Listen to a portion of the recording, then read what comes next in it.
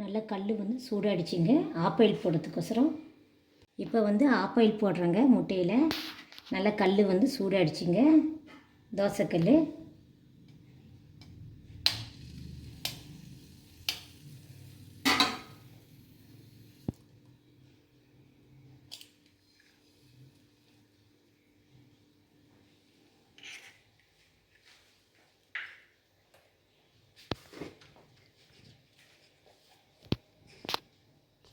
இதில் வந்து உப்பு கொஞ்சமாக அப்படியே சேர்த்துக்கணுங்க.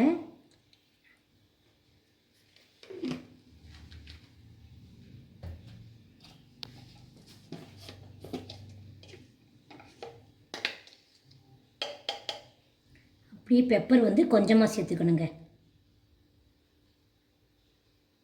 இது வந்து மிளகாத்தூள் தேவையில்லைங்க. பெப்பர் வந்து காரமாக இருக்கும், அதனால் மிளகாத்தூள் தேவையில்லைங்க. உப்பும் பெப்பர் இருந்தால் போதுங்க ஆப்பாயிலுக்கு.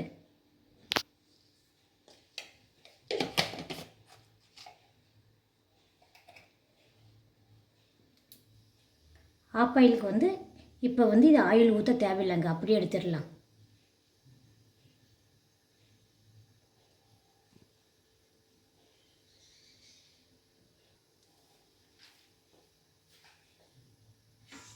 ஆப்பாயில் வந்து திருப்பி போடக்கூடாதுங்க, அப்படியே தான் எடுக்கணும்.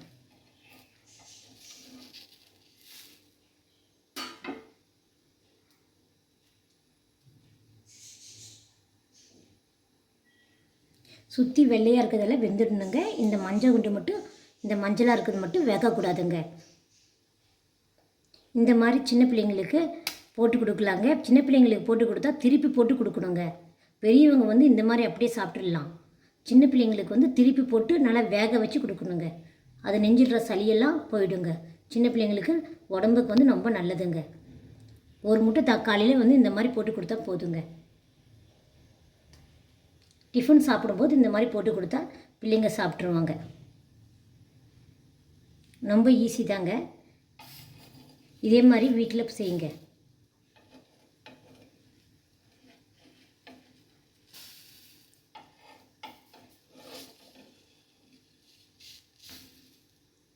மொல்லாத எடுக்கணும், உடஞ்சிடுங்க.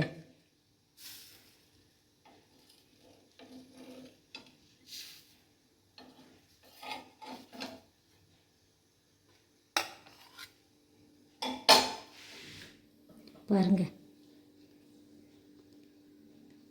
இதே மாதிரி நீங்கள் வீட்டில் செய்யுங்க. கண்டிப்பாக நல்லாயிருக்கும் சாப்பிட்றதுக்கு.